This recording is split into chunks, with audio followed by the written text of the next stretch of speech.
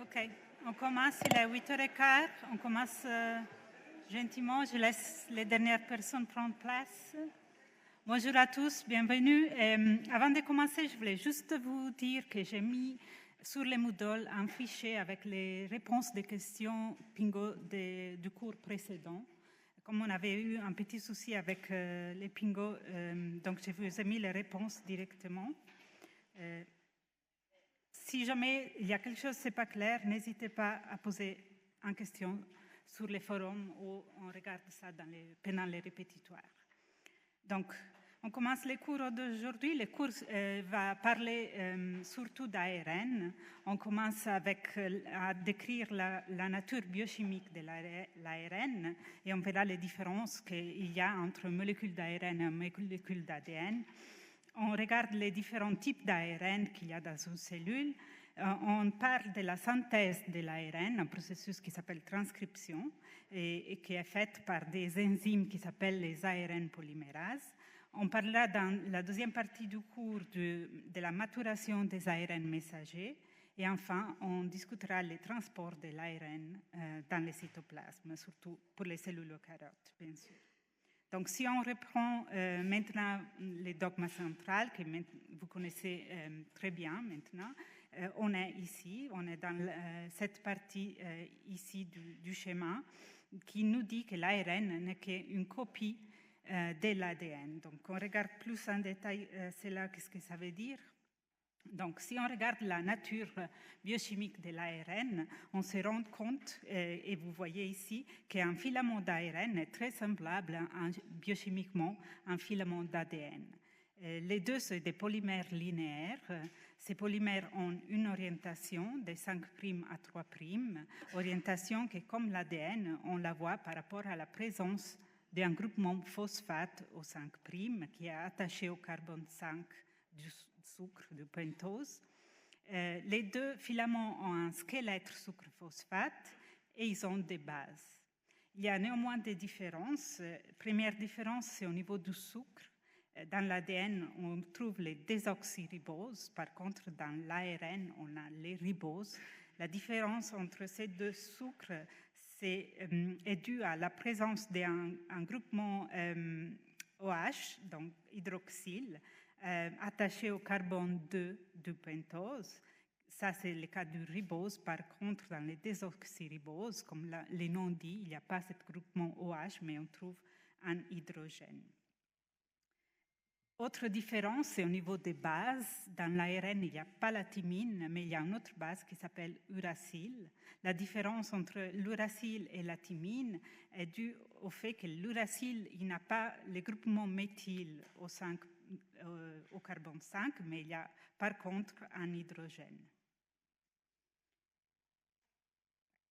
Okay. Ici, je vous ai mis juste pour rappel la numérotation des atomes de carbone du pentose, donc du sucre. Vous savez que les désoxyriboses et les riboses sont des sucres à 5 carbones, que la numérotation commence à partir du carbone qui suit l'atome d'oxygène ici dans les cycles et c'est fait dans les sens horaires, donc 1, 2, 3, 4 et 5. Donc, très important, c'est le carbone 5, on vient de parler, attaché, défini en phosphate, par exemple, dans l'extrémité 5'.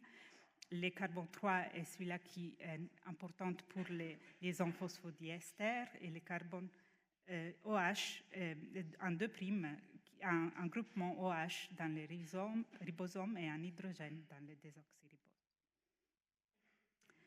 Ok. Autre différence importante entre l'ADN et l'ARN est que l'ADN se trouve à double brin, donc une molécule bicaténaire. Par contre, l'ARN est simple brin, donc monocaténaire.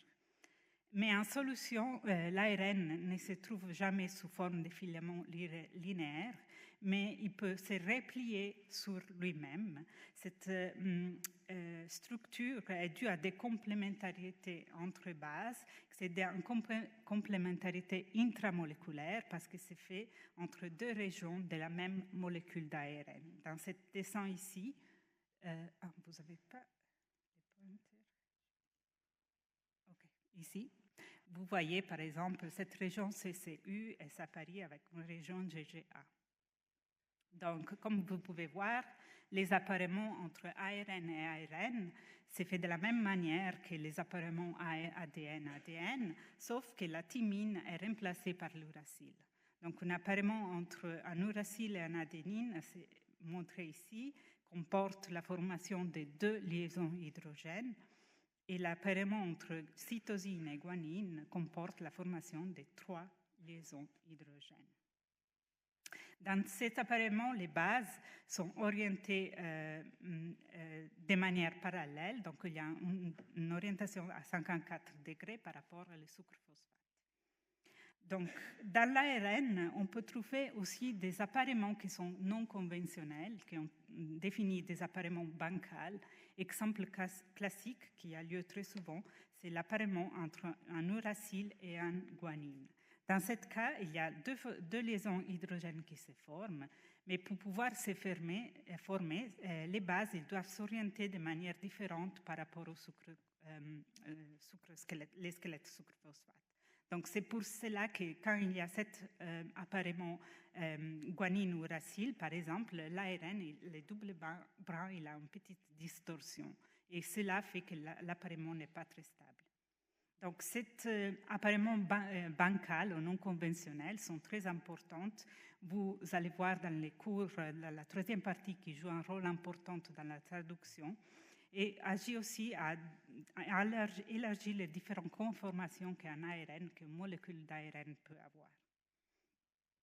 Donc, si on regarde les repliements plus fréquents, je vous ai mis ici une liste, on peut avoir que les plus fréquentes, c'est l'ARN qui se met de forme double brin, on appelle ça une tige, dû à des régions intramoléculaires qui s'apparient.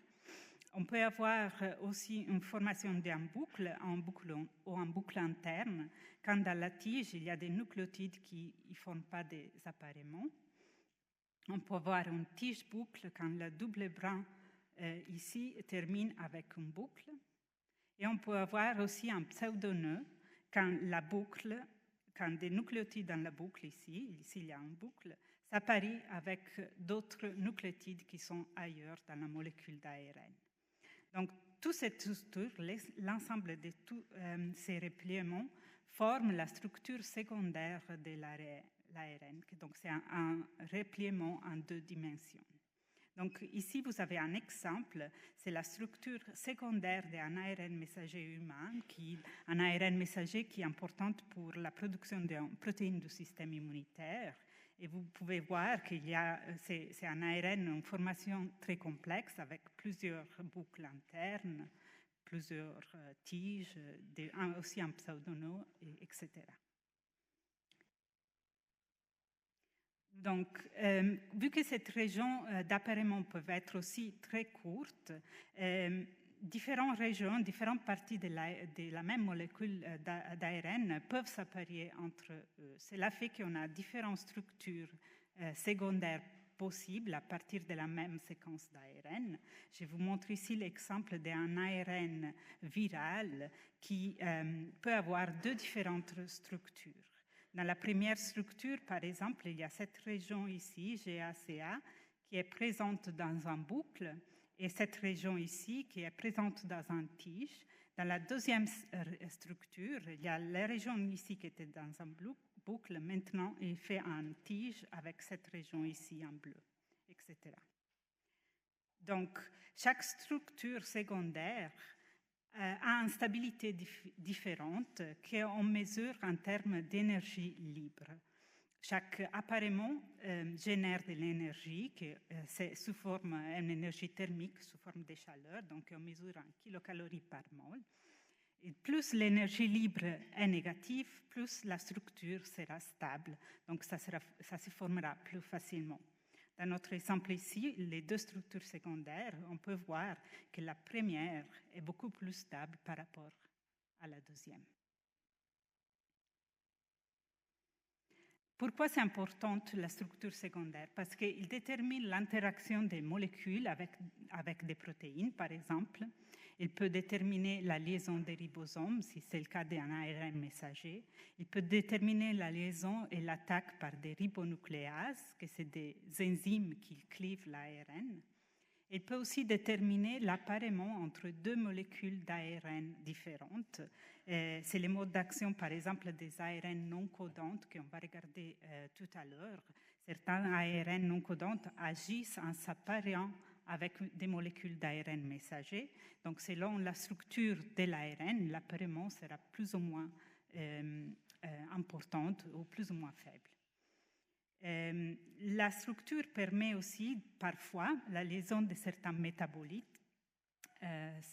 Ici, vous avez un exemple d'un ligand qui se lie dans cette boucle d'ARN. Si c'était la même molécule d'ARN qui avait deux structures, la liaison de cette métabolite ici favorisera la formation de cette structure secondaire par rapport à l'autre. Donc, on arrive enfin à le repliement à 3D de la molécule d'ARN qu'on appelle la structure tertiaire d'un ARN. Cet repliement s'est fait grâce à l'interaction entre différentes boucles, donc entre différents nucléotides qui se trouvent dans des régions simples brunes de l'ARN et stabilisé grâce à l'interaction de certains ions avec les sucres et les phosphates dans la liaison squelette. Donc, juste pour répéter, l'ARN peut avoir une structure primaire qui est définie par la séquence des nucléotides, une séquence linéaire. Il peut avoir une structure secondaire, qui c'est un repliement en 2 dimensions, et une structure tertiaire, qui c'est un repliement en 3 dimensions. Donc, regardons maintenant les différents types d'ARN et leurs fonctions. Donc, on divise les ARN en général par 2 catégories. On a les ARN codantes et les ARN non codantes. Les ARN codantes, c'est les ARN qui portent une information génétique qui sera traduite en protéines. Donc, c'est-à-dire, c'est les ARN messagers. Les ARN non codantes, par contre, sont des ARN qui ne sont pas traduites en protéines, mais qui ont une fonction en soi. C'est par exemple les ARN ribosomaux, les ARN de transfert et les petits ARN régulateurs ou ARN régulateurs.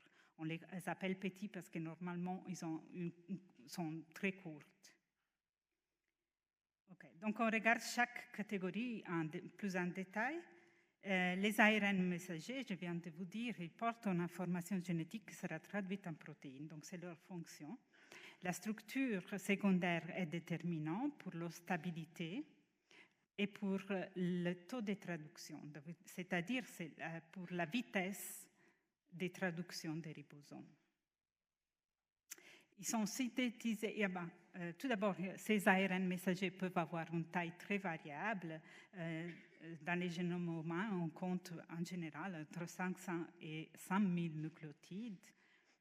Et ils peuvent aussi être produits en taux très différents.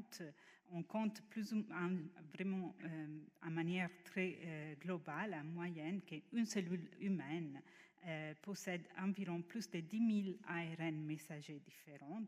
Chaque ARN sera présent entre 10 et 15 copies. Cela, bien sûr, peut varier selon les types de cellules ou selon l'environnement que la cellule rencontre.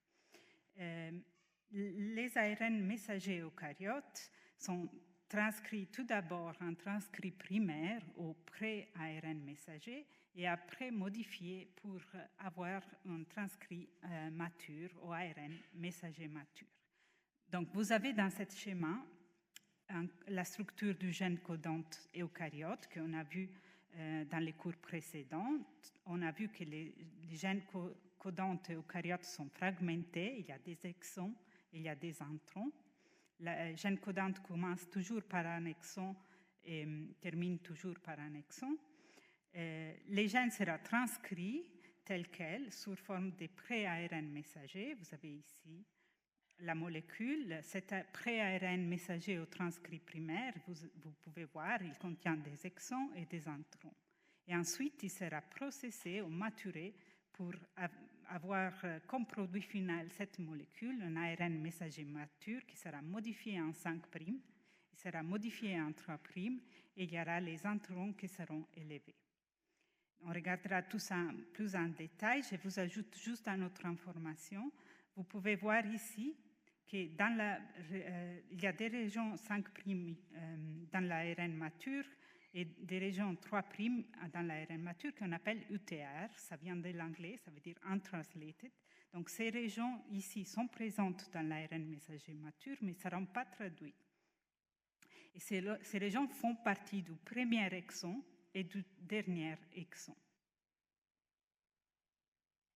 Pourquoi c'est important ces régions? Ces régions sont très importantes pour réguler la stabilité de l'ARN messager une fois qu'il se retrouve dans le cytoplasme. Ils influencent aussi la localisation de l'ARN messager dans la cellule. Ils déterminent si un ARN messager, une fois qu'il est arrivé dans le cytoplasme, s'il restera dans le cytoplasme ou s'il va se diriger, par exemple, dans le réticulum endoplasmique ou dans les mitochondries. Et ils modulent aussi l'efficacité de la traduction. On a ensuite les ARN ribosomaux ou ARN-R. C'est des ARN non codantes qui composent les ribosomes. Les ribosomes, c'est des machines très complexes qui sont responsables de la synthèse des protéines. Ils sont en structure très compacte et organisée. Vous avez ici, dans cette figure, la structure secondaire des ARN ribosomaux humains. Vous pouvez voir, il y a des régions double bran très longues. Maintenant, vous pouvez aussi reconnaître les différents types de repliements. Ils sont synthétisés dans une région en particulier du nucléus qui s'appelle le nucléole. C'est une région, ici, vous pouvez voir qu'un microscope électronique est très dense parce que les ARN ribosomaux sont produits à un taux très élevé. Et ici, vous pouvez voir, comme c'est une région très dense, il va absorber plus d'électrons en microscopie électronique. Ici, vous avez les ribosomes, la structure des ribosomes. Vous allez en parler beaucoup plus en détail dans les cours avec professeur Hartley. Juste pour vous dire, c'est des machines qui lisent l'information qui se trouve dans l'ARN messager pour produire une chaîne peptidique. C'est des ribosomes, normalement, c'est défini en deux grandes sous-unités, la grande sous-unité et la petite sous-unité. Chaque sous-unité est composée par des protéines et par des ARN ribosomaux.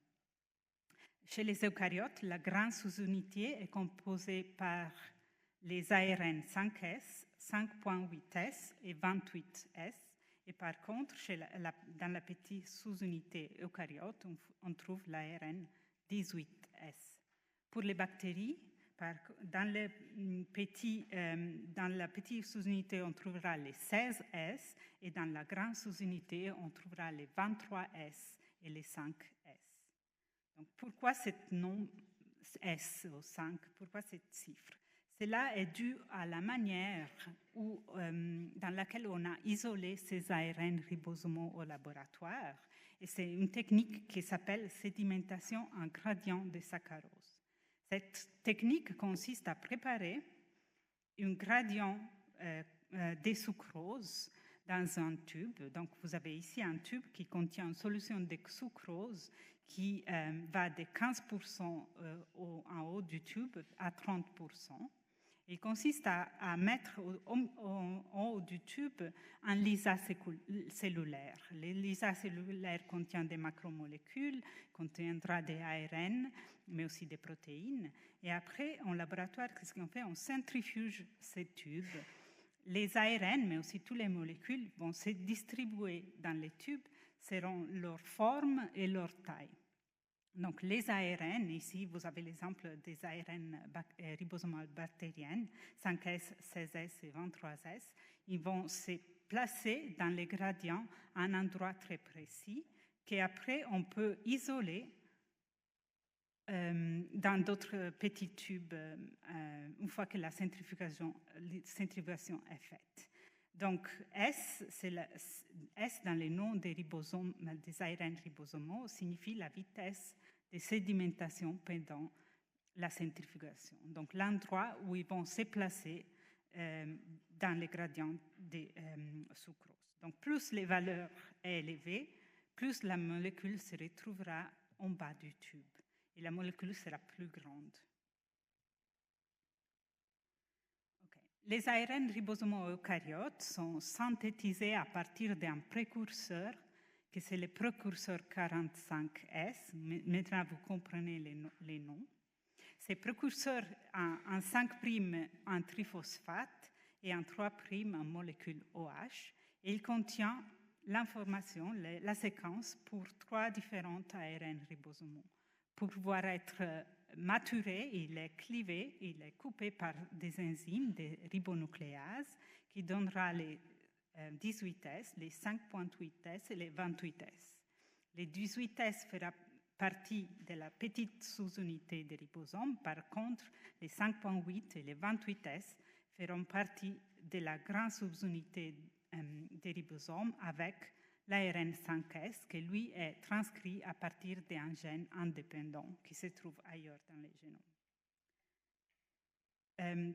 Les ARN ribosomaux subissent des modifications chimiques une fois qu'ils sont transcrits.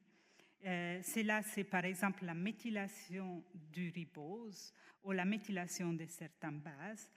Autre modification très fréquente est l'isomérisation des uridines en pseudo-uridine. Donc, vous voyez que la modification chimique commence à partir du précurseur et sera gardée dans les produits finaux. Cette modification est très importante parce qu'elle aide à stabiliser la structure des ribosomes et aussi améliore l'efficacité de lecture des ribosomes. On compte que par cellule, il y a environ entre 5 et 10 millions de ribosomes. C'est-à-dire qu'on a besoin d'une grande quantité d'ARN ribosomaux. En général, dans les génomes humains, il y a entre 200 et 300 copies des gènes répétés en tandem qui codent pour des ARN ribosomaux. Donc, il y a une forte transcription. Vous pouvez déjà comprendre que ces gènes répétés en tandem sont issus des duplications des gènes qu'on a vues dans les cours précédents. Donc ici, je vous montre une image de microscopie électronique des 2 gènes ribosomaux qui sont en train d'être transcrits, un gène ici. Donc au milieu, il y a les filaments d'ADN. Et après, il y a les différents ARN ribosomaux qui sont en train d'être transcrits. Donc la forme ici en arbre de Noël dépend du fait que plusieurs cycles de transcription ont lieu et commencent un après l'autre. Donc les transcrits au début seront petits, après ils s'allongent de plus en plus pour arriver à la fin du gène. On arrive aux ARN de transfert, aux ARN-T. C'est aussi des ARN non codantes, comme les ARN ribosomaux, et qui sont impliqués dans la synthèse des protéines aussi. Ils agissent comme linkers entre l'ARN messager et les protéines, les acides aminés. Vous allez voir leur fonction plus en détail quand vous allez étudier la traduction. C'est des ARN qui sont fortement repliés sur eux-mêmes. Ils ont cette structure secondaire très typique, qui est en forme comme un trèfle. Ils sont transcrits dans une famille de gènes, encore une fois, duplication des gènes, qui fait, on a par exemple chez les eucaryotes environ 500 gènes qui codent pour des ARN des transferts. Et ils sont aussi, comme les ARN ribosomaux, fortement modifiés. On compte environ 50 types différents de modifications et on découvre de plus en plus de modifications différentes. En général, un nucléotide sur 10 chez les ARN des transferts seront modifiés. On a ici, par exemple, dans votre exemple, cette psi signifie la pseudo-uridine. Et on a, par exemple, un autre type de modification, D, que c'est la méthylation de la base. Donc, toute cette modification renforce encore une fois la structure secondaire des ARN des transferts et favorise une interaction correcte avec l'ARN messager. On arrive à la dernière classe des ARN, qui c'est la classe des ARN non codantes aux petits ARN régulateurs. Chez les eucaryotes, cette classe comprend différents types d'ARN. Il ne faut pas apprendre tous. Il y a seulement deux qu'il faudra bien retenir, dont on va parler aussi tout à l'heure et dans les prochains cours. C'est les petits ARN nucléaires ou ARN-SN. C'est des petits ARN qui ont un rôle très important dans l'épissage des ARN messagers. Et les micro-ARN, qu'on parlera dans les cours lundi, qui ont un rôle dans la dégradation des ARN messagers. On a un site, juste pour votre information, on peut avoir des petits ARN interférents qui aussi ils peuvent influencer l'expression des gènes en régulant la dégradation de certains ARN messagers. On a les ARN PIWI, ils s'appellent PIWI parce qu'ils interagissent en protéine qui s'appelle PIWI. Ils sont très importants pour protéger la ligne germinale contre les événements de transposition, donc contre les éléments transposables. On a ensuite, par exemple, les longues ARN non codantes qui sont en taille beaucoup plus grande par rapport aux autres ARN régulateurs qui sont importantes, par exemple, dans les processus d'inactivation du chromosome X. Okay. Donc, on termine cette partie avec un quiz. Je vous demande de classer chaque type d'ARN, messager, ribosomal, des transferts et petits ARN régulateurs. Selon vous, quelle sera la proportion, le pourcentage de masse totale de ces ARN dans une cellule? Donc, je vous demande de classer du plus élevé au plus faible. Vous avez les pourcentages ici et vous avez les options ici. Je vais juste activer en espérant que ça marche. OK. Normalement, là, vous avez la possibilité de répondre. Il y aura 4 options, ABCD, BCAD, BACD ou DBAC.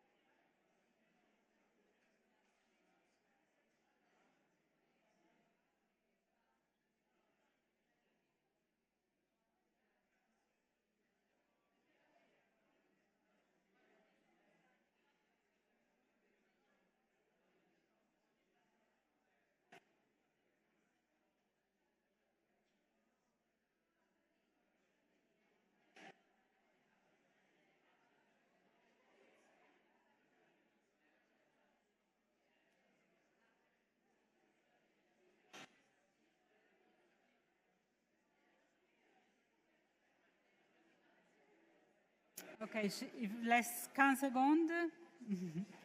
On peut arrêter si jamais vous avez déjà tout répondu. Tout le monde a répondu? Je crois que oui. 5, 4. OK, on va arrêter. Je vous montre vos réponses. OK, donc c'était un peu partagé.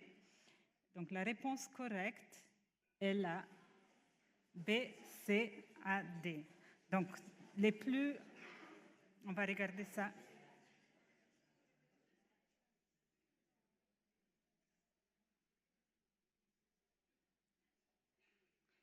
Donc, 80% de la masse totale des ARN est faite par les ARN ribosomaux. Ensuite, on a C, on a les ARN de transfert qui sont entre 10 et 15%. On a A, les ARN messagers. Et enfin, on a les petits ARN régulateurs. Okay. On parle maintenant de synthèse d'ARN ou transcription. Quand on parle en général d'expression génique, l'expression d'un gène, on parle des processus à travers lesquels un gène est lu et une molécule effectrice est produite. Donc pour les ARN codantes, l'expression d'un gène, l'expression génique est faite par deux étapes, la transcription et la traduction. Pour les gènes non codantes, il n'y aura que la transcription. Okay. Chez les prokaryotes, vous avez vu, il n'y a pas de noyau, donc la transcription et la traduction c'est fait au même endroit. Et très souvent, c'est fait au même moment, ou très proche dans l'espace et dans le temps. Donc, l'ARN chez les prokaryotes est transcrit et en même temps, dès qu'il sort de l'enzyme, l'ARN polymérase qui produit l'ARN, les ribosomes s'attachent à la molécule pour pouvoir produire la protéine. Chez les eucaryotes, par contre, la transcription et la traduction sont découplées dans l'espace et dans le temps. Et pour pouvoir être traduit, un ARN messager doit être transporté du noyau au cytoplasme. Donc, les étapes de transcription sont les mêmes pour les eucaryotes et pour les prokaryotes. Il y a en premier lieu la liaison de l'ARN polymérase, donc c'est l'enzyme qui effectue la transcription au niveau de l'ADN, précisément au début d'un gène. Ensuite, il y a l'ouverture des doubles brins d'ADN pour former ce qu'on appelle la boule de transcription. Cette ouverture permet la synthèse de l'ARN, donc on a l'initiation de la transcription avec la production d'une molécule d'ARN. Ensuite, on a la phase d'élongation où l'ARN polymérase se déplace tout au long du gène. Et on a la terminaison où l'ARN polymérase finit son travail à la fin du gène et se détache de l'ADN et relâche la molécule d'ARN. Donc, dans l'ADN, il y a deux brins et seulement un brin est utilisé, sert de matrice pour la transcription. On appelle ça les brins matrices. L'autre brin, ça sera les brins complémentaires. Donc, pour pouvoir être lieu, le brin matrice doit être déroulé. C'est pour ça qu'on a l'ouverture et la formation de la boule de transcription. Ce déroulement est fait par l'ARN polymérase, même si on verra, chez les eucaryotes, est aidé par d'autres protéines. Et ce déroulement sert à exposer les bases des brins matrices. Comme vous avez vu pour la réplication de l'ADN, la transcription de l'ARN s'est faite dans un sens de 5' au 3', et c'est fait par complémentarité des bases. Okay. On voit ça plus en détail. Donc, la transcription est une réaction de polymérisation. C'est fait à partir des sous-unités qui sont les ribonucléosides triphosphates. On a ici les UTP, CTP, ATP, GTP. Donc ici, on a les brins matrices. On a la nucléotide ici qui doit être pris comme dans les brins matrices, que c'est une cytosine. Donc, molécule de GTP arrive.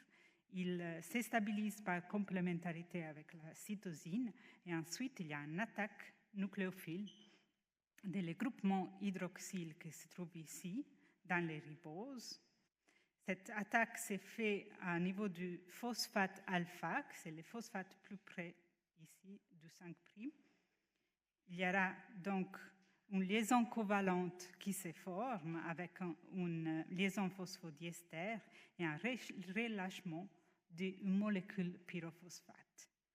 Toutes ces étapes sont catalysées par l'enzyme les ARN polymérase. Donc, les ARN polymérase ouvrent localement l'ADN, sélectionnent les bons NTP à utiliser par rapport à la complémentarité et catalysent la formation des liaisons phosphodiester. Autre question pour vous. Je vous demande de choisir la réponse correcte ou les réponses correctes entre ces affirmations. Je vais chercher et activer.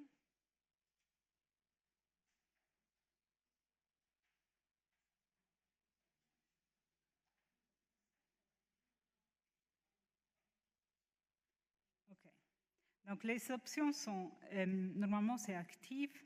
L'ARN polymérase parcourt les brins matrices de l'ARN dans les sens 3' à 5'. L'ARN synthétisé en séquence identique à celle du brin matrice, sauf que les thymines sont remplacées par les uridines. L'ARN est synthétisé à partir d'un désoxyribonucléoside, triphosphate, et la transcription est catalysée par un enzyme appelé ADN polymérase.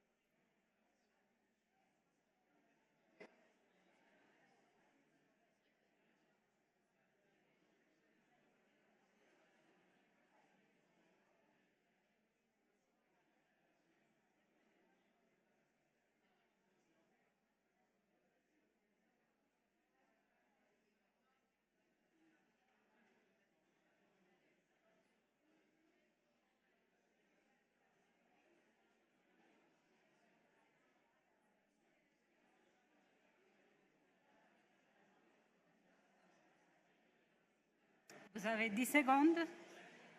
Ça ne marche pas?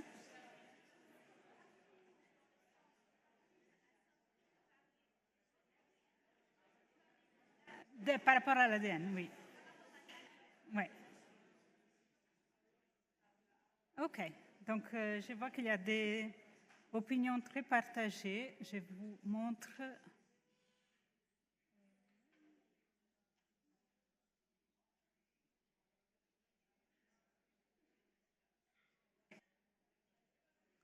OK.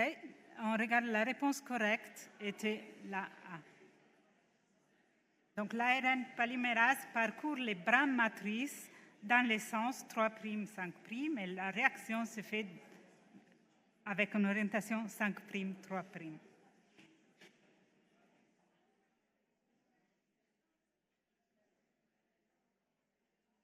OK. Donc, la deuxième était fausse parce que la séquence n'est pas identique au brin matrice, mais complémentaire. Ça ne fait pas partir des désoxyribonucléosides, mais des ribonucléosides triphosphate, et catalysé par des enzymes qui s'appellent ARN polymérase, pas ADN polymérase. OK. Donc, les ARN polymérases augmentent en complexité avec la complexité des organismes. Les ARN polymérases virales sont constitués de seulement une seule protéine. Les polymérases chez les prokaryotes ont 4 protéines différentes. Une est présente en 2 fois, dans 2 copies. Par contre, les eucaryotes ont 3 différentes ARN polymérases avec différentes sous-unités. Par contre, dans les 2 différentes polymérases, on peut retrouver la même sous-unité, donc est produite à partir des mêmes gènes. Et on a aussi des cas où les sous-unités sont produites à partir des gènes similaires, que c'est des gènes paralogues. Vous savez maintenant la définition des gènes paralogues, donc vous pouvez comprendre. On retrouve aussi des sous-unités qui sont similaires chez les eucaryotes et chez les bactéries, donc sont produites par rapport par des gènes qui sont des gènes orthologues. Petit rappel du cours précédent. Donc, les ARN polymérases eucaryotes sont dédiés à certains gènes. L'ARN polymérase 1 transcrit les ARN ribosomaux, les 28S, les 18S et les 5.8S. L'ARN polymérase 2 transcrit les ARN messagers et certains petits ARN régulateurs. Elle peut traduire des ARN SN, des non-coding ARN et d'autres types de petits ARN régulateurs. L'ARN polymérase 3, elle transcrit l'ARN ribosomal 5S, des ARN de transfert et d'autres types d'ARN régulateurs. L'ARN polymérase, elle se lie, on a dit, au début du gène, dans une région qu'on appelle les promoteurs. Mais en soi, l'ARN polymérase, elle n'est pas capable de reconnaître la séquence d'ADN. Donc, comment elle fait à se lier à l'ARN? C'est là, chez les prokaryotes, est dû à des petites protéines qui s'appellent des facteurs sigma, qui se lient à l'ARN polymérase et la ramènent au début du gène. Ces facteurs sigma avec l'ARN polymérase forment un holoenzyme, holoenzyme, c'est du grec holos, qui signifie entière, complexe entière. Les facteurs sigma stimulent, comme je vous ai dit, la liaison de l'ARN polymérase à l'ADN et stimulent aussi l'initiation de la synthèse de l'ARN. Une fois que la synthèse est faite, l'élongation a lieu, les facteurs sigma se détachent de l'ARN polymérase et vont s'attacher à d'autres ARN polymérases. Donc la vitesse de la synthèse chez les eucaryotes est assez rapide. On a la synthèse d'entre 70 et 100 nucléotides par seconde. On peut avoir différents facteurs sigma dans la bactérie et ces facteurs sigma reconnaissent différentes séquences dans la région promotrice. Les facteurs sigma 70, par exemple, elles aident à synthétiser les gènes de manière constitutive, sont les gènes très importants pour les fonctions essentielles de la cellule. On a certains facteurs sigma qui aident à transcrire des gènes qui sont importants pour la réponse au stress thermique en particulier, ou certains facteurs sigma aident les bactéries à métaboliser de l'azote. Chez les bactéries, c'est un peu plus compliqué. Donc, pour l'ARN polymérase, pour pouvoir reconnaître la région promotrice, elle doit être liée à des facteurs généraux de transcription pour former un complexe qui s'appelle le complexe de pré-initiation. Ces facteurs généraux de transcription aident la liaison de l'ARN polymérase à l'ADN, aident aussi l'ouverture de l'ADN. L'ARN polymérase eucaryote elle-même, elle n'arrive pas à ouvrir très bien le double brin. Et il aide aussi la synthèse des ARN. Une fois que l'élongation est partie, ces facteurs restent attachés au promoteur et l'ARN polymérase commence à transcrire les gènes. La vitesse des ARN polymérase eucaryotes est un peu plus lente par rapport aux prokaryotes. On parle d'entre 20 et 70 nucléotides qui sont synthétisés par seconde.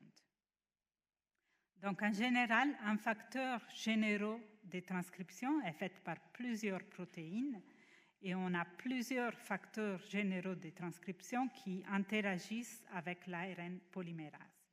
En plus, chaque ARN polymérase, 1, 2 et 3, interagit avec des facteurs généraux de transcription spécifiques. Donc, les facteurs généraux de transcription pour l'ARN polymérase 2, qu'on va voir dans les prochains cours, ne seront pas les mêmes facteurs généraux qui interagissent avec l'ARN polymérase 1, par exemple. Mais en soi, les facteurs généraux de transcription chez les eucaryotes ne sont pas très efficaces, donc ils ont besoin de l'aide. Pour cela, il existe des activateurs, des protéines qui, en se liant au promoteur, vont favoriser l'assemblage du complexe de pré-initiation de la transcription. Les activateurs, et on verra tout ça aussi en détail dans les prochains cours, peuvent agir en interagissant avec l'ARN polymérase directement ou peuvent interagir avec les complexes de remodélage de la chromatine ou des enzymes qui modifient les histones. Vous avez vu dans les cours précédents comme la condensation de la chromatine est très importante pour la transcription. Je vous donne juste un exemple. C'est l'exemple des 2 régulateurs chez la levure. Il ne faut pas connaître les détails, mais c'est juste pour renforcer l'idée. Ici, on a un répresseur chez la levure qui, dès qu'il se lie à une région de séquence promotrice, il recrute un complexe qui désacétyle les histones. Donc, la déacétylation des histones fait que la chromatine devient de plus compacte et la transcription est bloquée. Par contre, ici, on a l'exemple d'un activateur. Cet activateur, dès qu'il se lie à la région promotrice, recrute des acétylases qui vont suracétyler les histones. Les histones suracétylées vont se déplier et donc l'ARN sera exposé pour la transcription. Donc, avant la pause, je vous donne juste un petit résumé des différences entre les ADN polymérases et les ARN polymérases. On a des différences et des similarités. Par rapport à les similarités, les 2 enzymes utilisent l'ADN comme matrice, exception c'est les telomérases, que c'est l'ADN polymérase qui utilise l'ARN. Les 2 ont comme précurseur des nucléosides triphosphate et les 2 polymérisent dans les sens 5', 3'. La différence, les ADN polymérases nécessitent un amorce pour commencer. Les ARN polymérases n'ont pas nécessité d'avoir des amorces. Les ADN polymérases font très peu d'erreurs et c'est très important pour garder l'information génétique. Par contre, les ARN polymérases font très fréquemment des erreurs qui seront aussi corrigées par des complexes de protéines. Les ADN polymérases utilisent comme précurseur des désoxyribonucléosides triphosphate. Par contre, les ARN polymérases des ribonucléosides triphosphate. OK, on fait une petite pause de 15 minutes, on se revoit.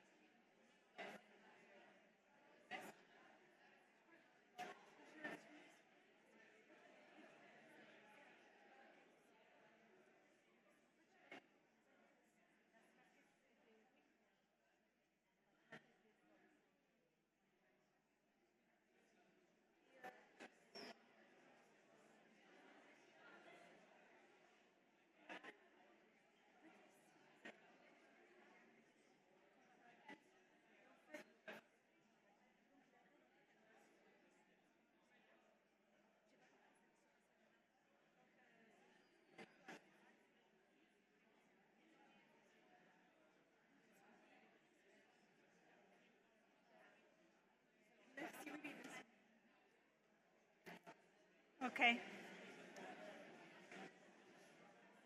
On peut reprendre les cours.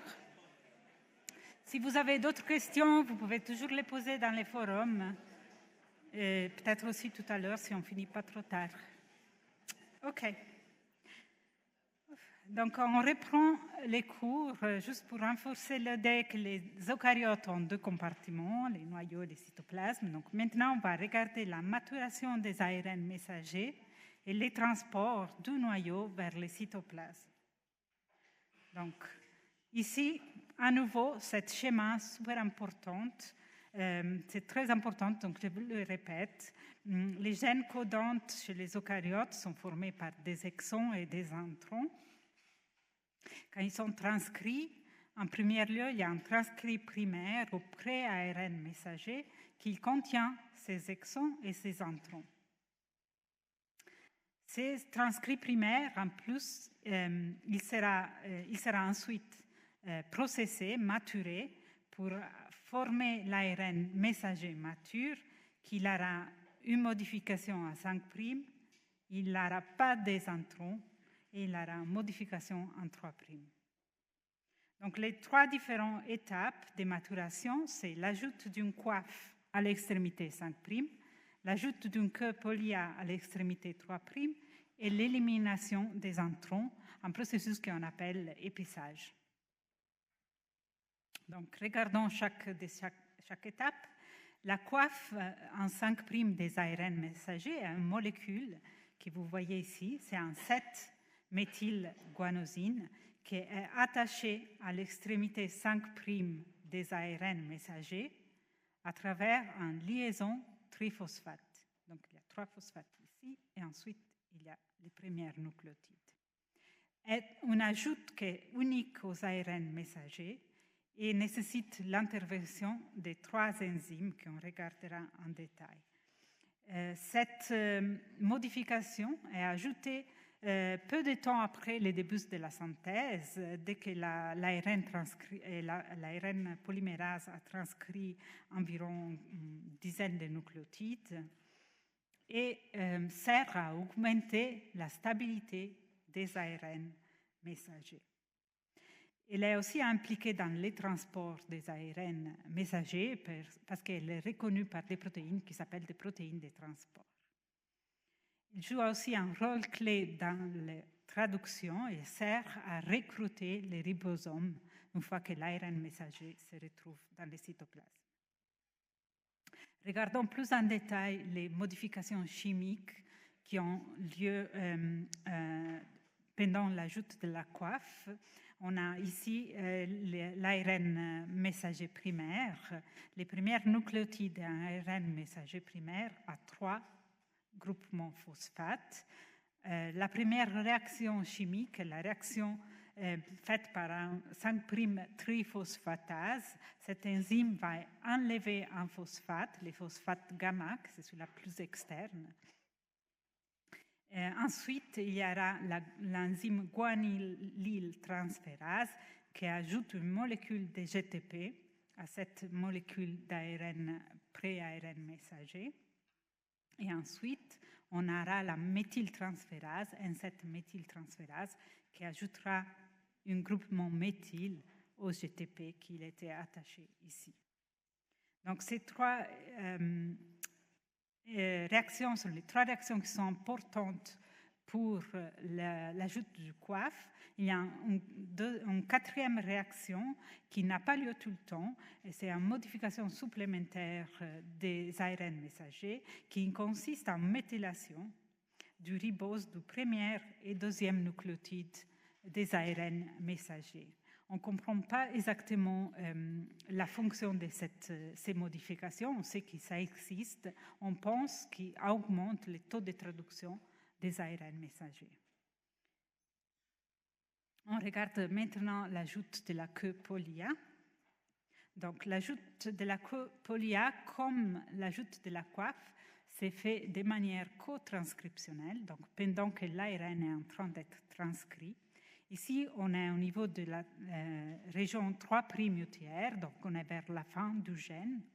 Dès que l'ARN messager est transcrit dans cette région, Il y a une séquence dans la région 3' UTR qui est très conservée, qui s'appelle le signal de polyadénylation. C'est cette séquence ici, AAU, qui se trouve entre 10 et 30 nucléotides avant la fin du gène, que dans cet exemple, les gènes terminent avec un CA.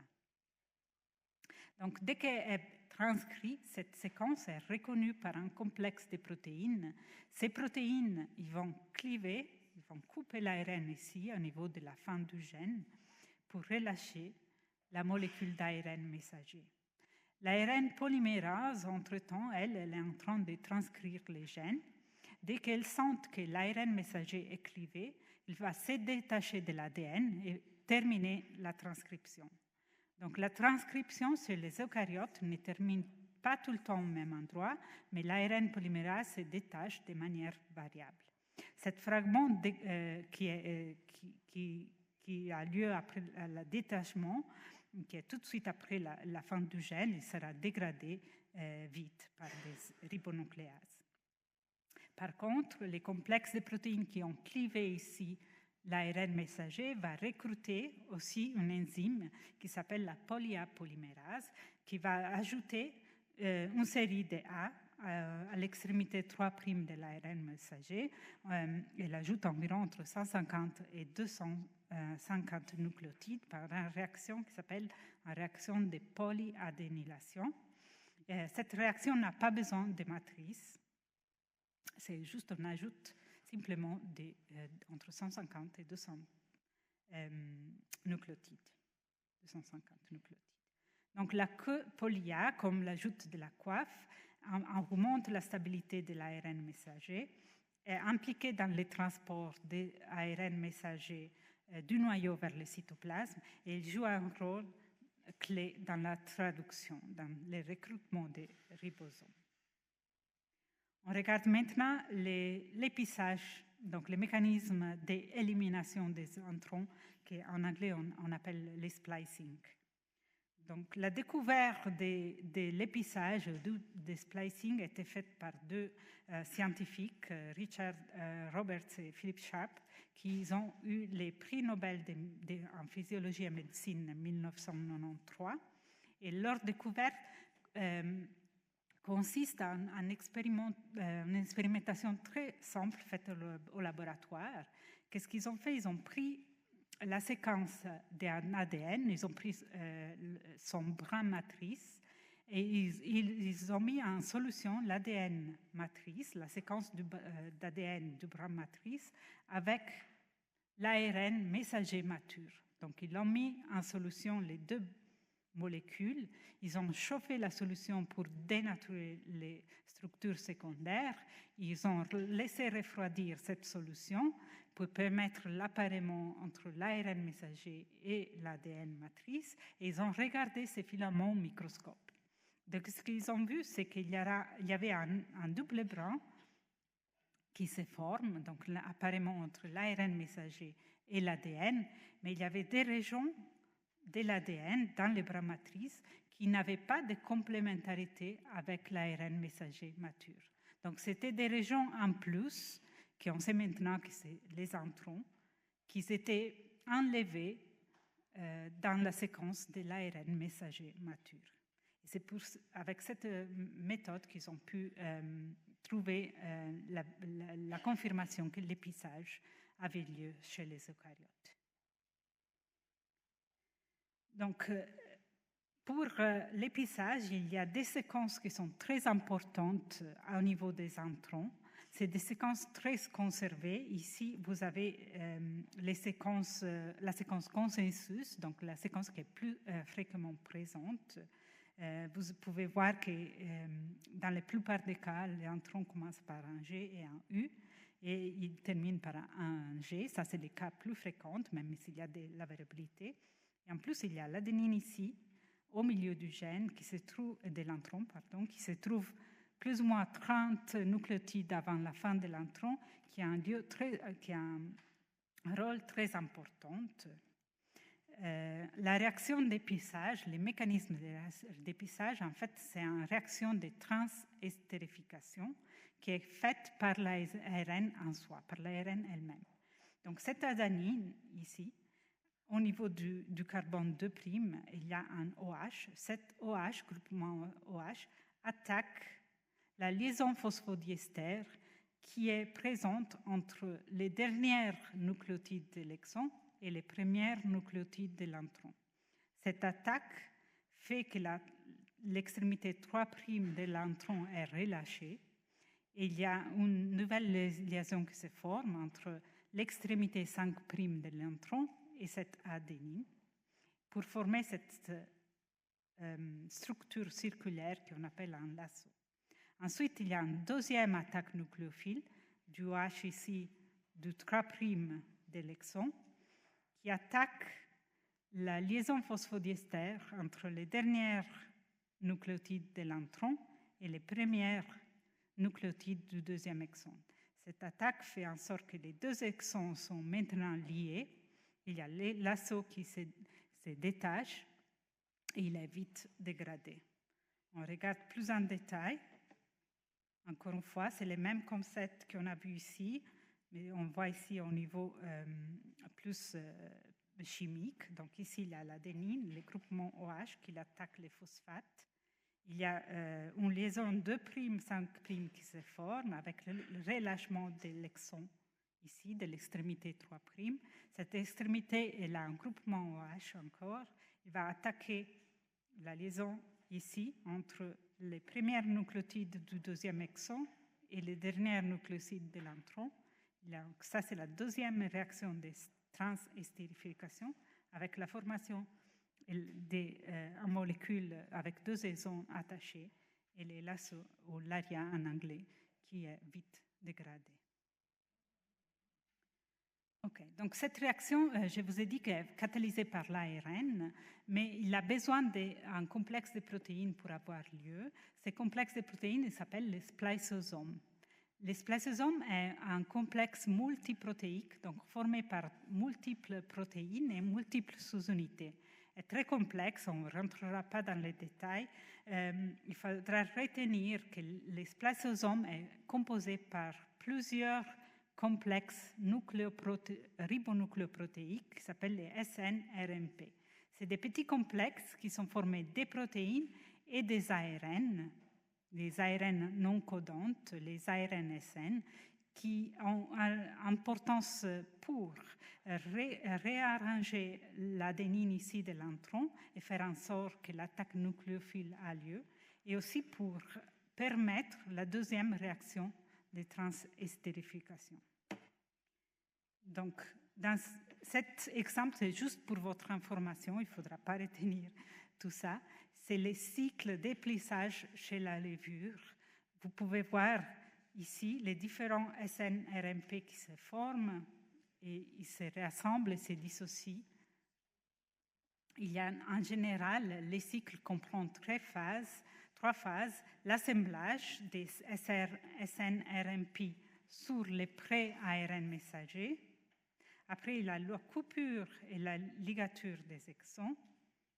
Et en plus, on a le démantèlement et donc les complexes est de nouveau réutilisé par un nouvel épissage.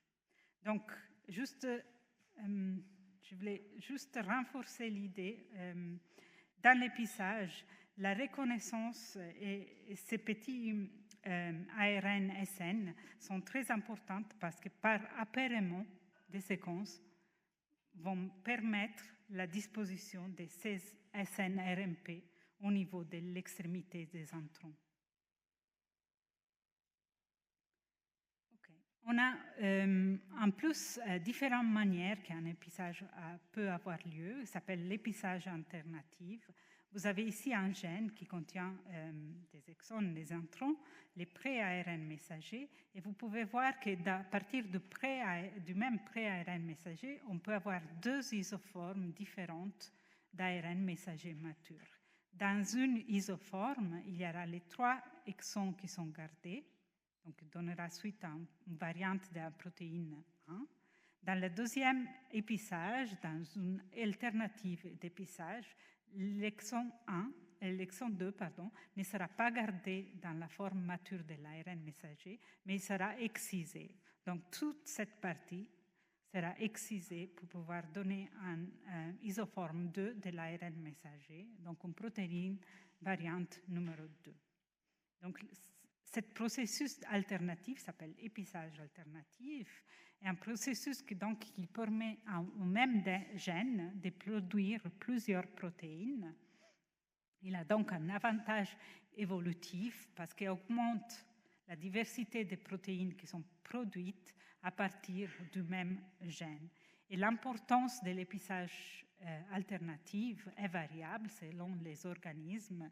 Vous avez ici les deux organismes exemples dont on a parlé dans les cours précédentes, la drosophile et l'être humain. Vous savez que la drosophile a environ 14 000 gènes, l'être humain 20 000 gènes, et vous pouvez voir que pour l'être humain, les 90% de nos gènes sont épicés de manière alternative. Donc, il y a plusieurs protéines qui peuvent se former. Par contre, chez le drosophile, ce pourcentage est beaucoup plus bas. Donc, c'est quel processus qui détermine quel exon il faut garder, quel exon il faut épicer. On regardera tout ça aussi plus en détail dans les prochains cours, mais un rôle très important, c'est des protéines qui se lient au niveau du transcrit primaire, au niveau de ce site d'épissage. Ici, vous avez un exemple d'une protéine ici qui se lie vers la fin de l'intron 1, ici, et il cache les séquences d'épissage qui se trouvent ici, de manière que la machinerie de spliceosome il va reconnaître comme intron les débuts ici et la fin ici. Donc, il va exciser toute cette partie et donner l'isoforme 2. Donc, ces protéines qui régulent l'épissage alternatif peuvent bloquer des sites d'épissage, comme je vous ai montré ici, ou peuvent rendre accessibles certains d'autres sites d'épissage. Ils peuvent être aussi exprimés seulement dans certaines cellules ou à un certain moment donné du développement humain, par exemple. L'épissage est très important et une altération de l'épissage et de l'épissage alternatif peut donner des maladies. On parle, par exemple, on fait ici l'exemple de la bêta-thalassémie. On a vu dans les cours passés l'hémoglobine. On sait que c'est une protéine qui transporte l'oxygène, faite par plusieurs sous-unités. Les bêta-thalassémies, c'est des maladies génétiques qui sont dues à des mutations dans les gènes qui codent pour la sous-unité bêta de la bêta-globine, de l'hémoglobine. Cette mutation porte en réduction à l'élimination de la production de cette sous-unité. Ils peuvent avoir une gravité clinique très variable. On peut avoir une anémie légère et aussi une anémie très sévère due à la manque d'oxygène. Donc, ces mutations qui sont présentes, qui peuvent apparaître dans les gènes de la bêta-globine, ils vont perturber l'épissage canonique du gène et vont, par création ou activation des sites d'épissage alternatifs, qu'on appelle des sites cryptiques. Ici, vous avez les gènes de la bêta-globine, les pré-ARN messagers normaux qui se forment avec 3 exons et l'ARN messager mature normal où les 3 exons sont gardés. Lorsqu'il y a des mutations intra-exoniques, on peut avoir des mutations au niveau, par exemple, de l'axon 1, ces mutations vont créer un site d'épissage qui font que l'ARN messager mature final il sera mal épicé. Donc, cette partie ici de l'exon, il sera excisée, il ne sera pas gardé dans l'ARN messager mature. Donc, la protéine sera beaucoup plus courte. Dans notre cas, il y a des mutations qui peuvent apparaître intra-introniques, donc au niveau de l'intron ici, par exemple. Cette mutation vont faire en sorte qu'il crée un site d'épissage, que cette partie de l'intron ici sera gardée dans la protéine. Donc, cela peut porter à une protéine qui n'est pas fonctionnelle ou une protéine qui aura un fragment en plus. OK. Donc, petite question pour vous sur l'épissage. Il faut choisir entre ces options, les options qui sont vraies. Je vais activer.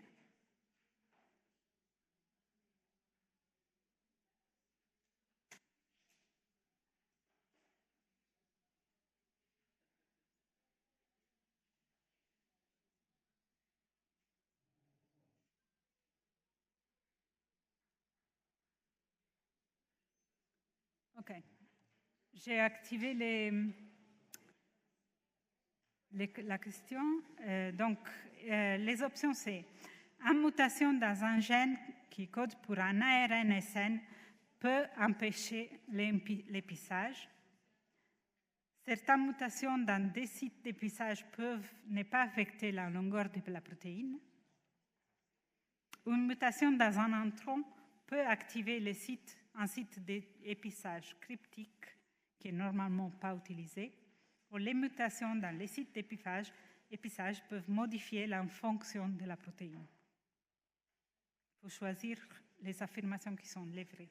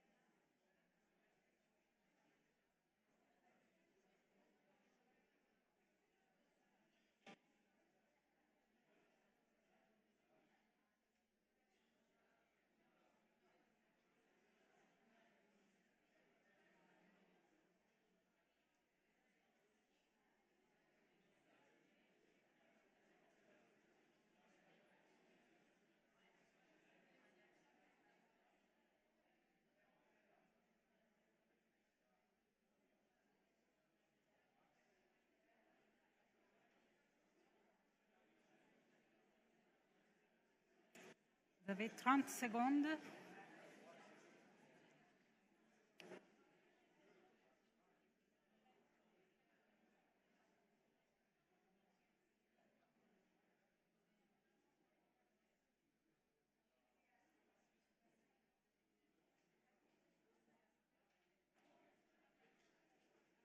Cinq.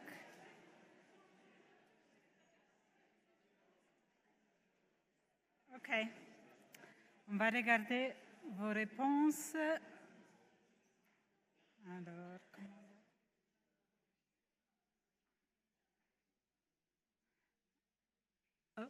OK. Donc, certains, un peu tous, et en fait, c'était tous. Un petit piège. Donc, toutes les 4 options étaient vraies.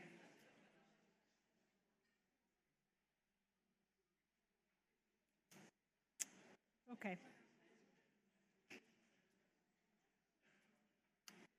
OK, j'espère que l'épissage c'est clair. Et, OK. Donc, maintenant, on passe... Oui.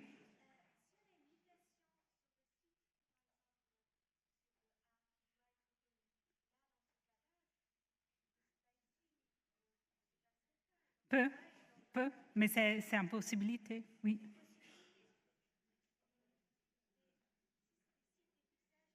Oui. Oui, on parle en général des sites d'épissage. Vous avez la séquence consensus, il y a plus ou moins de variations qui sont possibles. Et donc, ça dépend de la mutation. Dites comme ça, c'est une mutation en général, il n'y a pas trop. OK. On regarde, on se pose juste une question. On a vu que l'ajout de la coiffe, la polyadénylation et l'épissage concernent que les ARN qui sont transcrits par l'ARN polymérase 2, que les ARN messagers. Donc, comment ces ARN, comment les machineries, les spliceosomes et les enzymes de la coiffe, par exemple, ils peuvent repérer les ARN cellulaires parmi tous les ARN qui sont en train d'être transcrits.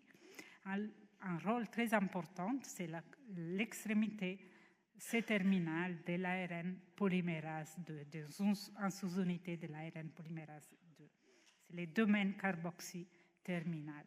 C'est cette partie, cette séquence domaine ici est importante parce qu'il sert des sites d'atterrissage et de liaison avec des facteurs de polyadénylation, des facteurs des épissages et des facteurs de croissage. Donc cela fait que ces facteurs, ils sont très proches physiquement de l'ARN messager qui sort de l'ARN polymérase et ils se transfèrent tout de suite pour reconnaître, par exemple ici, les facteurs de coiffage qui se déplacent de la queue C-terminale vers l'extrémité 5' de l'ARN messager qui sort. Donc c'est cette partie C-terminale qui sert de couplage entre la transcription et la maturation de l'ARN messager. Okay. On finit les cours d'aujourd'hui en parlant des transports d'ARN messager. On a maintenant notre ARN messager qui est mature. Il doit être transporté dans le cytoplasme. Comment ça est possible? Cela est possible grâce à un complexe qui s'appelle le complexe des pores nucléaires. C'est un complexe très compliqué et est formé par plusieurs protéines qui s'appellent des nucléoporines. On a 4 parties très importantes. On a des nucléoporines qui forment les trous, les pores nucléaires qui se trouvent au niveau de la membrane nucléaire ou enveloppe nucléaire. C'est ces protéines ici, en jaune. Et on a en plus des fibrilles protéiques, des protéines qui forment des filaments au niveau du côté cytoplasme, mais aussi au niveau du noyau. Ces fibrilles sont importantes pour diriger les ARN vers les pores et aussi pour avoir des interactions avec les protéines de transport. On a un site au niveau du côté nucléaire où on a un ensemble de protéines qui forment une espèce de cage qui interagit avec les fibrilles protéiques. Cette cage sert à diriger les ARN messagers vers les pores. Et enfin, on a une matrice des FG nucléoporines. C'est des protéines très flexibles qui se trouvent à l'intérieur du pore. Ils forment une espèce de passoire, des mailles, pour pouvoir régler les passages des ARN messagers. Donc, les pores, en général, font un diamètre entre 40 et 60 nanomètres. Et ces mailles permettent le passage des protéines qui ont environ, et des ARN, des molécules en général, qui ont environ 40 kilodaltons. Donc, c'est un transport qui se fait bien sûr dans les deux sens. Il y a des ARN qui passent, messagers par exemple, qui passent du noyau vers le cytoplasme. On a aussi des ARN qui passent de l'autre côté. Et on a des protéines qui peuvent passer aussi. Et on a des petites molécules aussi. Donc, c'est un transport bidirectionnel.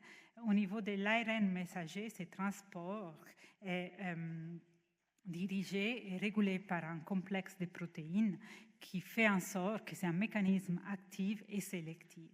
Donc, ces protéines qui s'appellent des protéines de transport ou d'export, ils se lient à l'ARN messager dès qu'il est maturé, et transcrit et maturé, pour former un complexe nucléoprotéique. Ces protéines de transport dirigent l'ARN messager vers les pores. À niveau du pore, on retrouve des protéines qui s'appellent des récepteurs qui reconnaissent la présence de ces protéines d'export et ils font passer l'ARN messager de l'autre côté. Si jamais il y a des protéines d'épissage qui sont encore liées à l'ARN messager, celles-là seront reconnues par ces récepteurs. Et comme indication aussi que l'épissage n'a pas encore été fini, donc l'ARN messager n'est pas encore prête. Donc dans ces cas-là, l'ARN messager sera retenu dans les noyaux et ne sera pas exporté.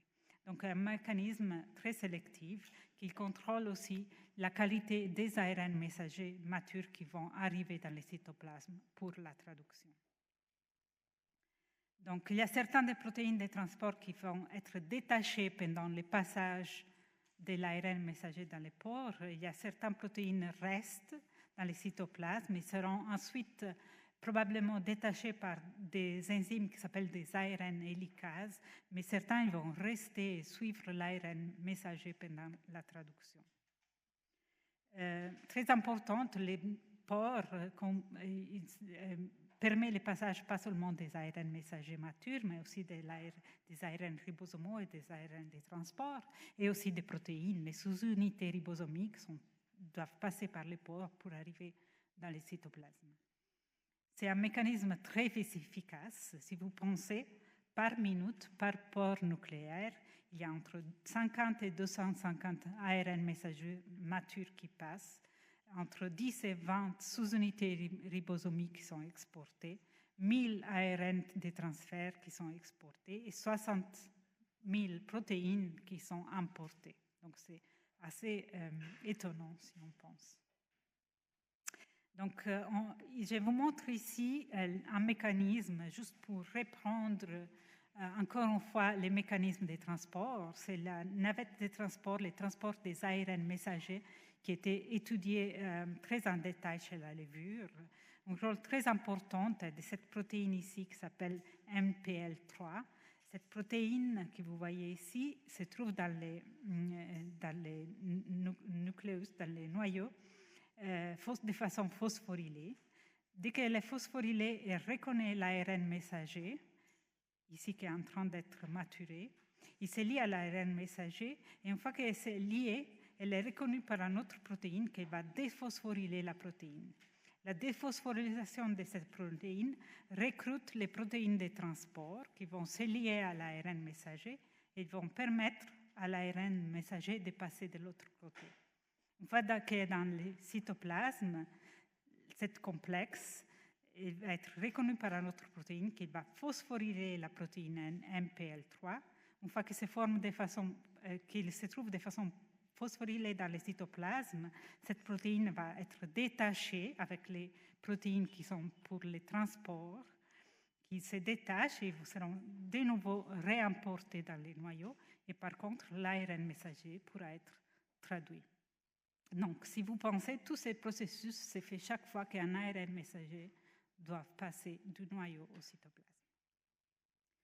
Donc, on finit les cours d'aujourd'hui, on revoit un peu dont on a parlé. On a pu comparer la nature de l'ARN et de l'ADN et discuter les mécanismes généraux de la transcription. Maintenant, vous savez les différentes catégories d'ARN codantes et non codantes qui existent dans une cellule et que les différentes ARN polymérases qui les synthétisent. Vous savez les étapes de maturation des ARN messagers. Il y a l'ajout de la coiffe 5', l'ajout de la courbe poly-A et l'épissage. Vous avez compris les mécanismes d'épissage alternatifs et son importance. On va parler plus en détail les prochaines séances. Et vous pouvez maintenant expliquer le transport des ARN messagers vers le cytoplasme après maturation. Donc, on se voit lundi. Je vous souhaite un bon week-end. N'hésitez pas à poser des questions dans les forums s'il y a des choses qui ne sont pas très claires. Merci.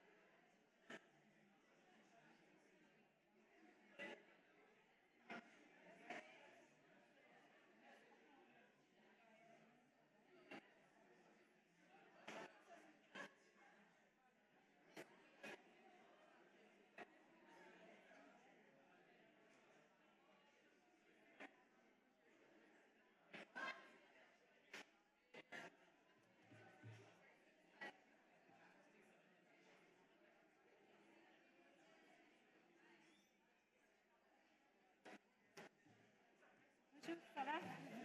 Oui, j'attends votre... Ça va? J'étais malade la semaine dernière, donc je voulais l'envoyer à ce moment-là. Mais à mon avis, je vous le finis aujourd'hui, je l'envoie aujourd'hui. Mais vous avez, Mathieu, il a déjà corrigé, que ça broché, il a déjà... Non, il n'a pas encore corrigé. Ah, d'accord. Ça n'arrive pas normalement. Oui, c'est pas grave. Mais Mais ça a bien passé. Vous avez un cours maintenant? C'est fini. Ah, ok. Ça s'est bien passé. C'est ARN protéines. Mais je crois qu'on n'a pas... Vous ne le donniez pas quand c'était moi, non? Ouais. Je vais juste prendre mes affaires. Bonjour.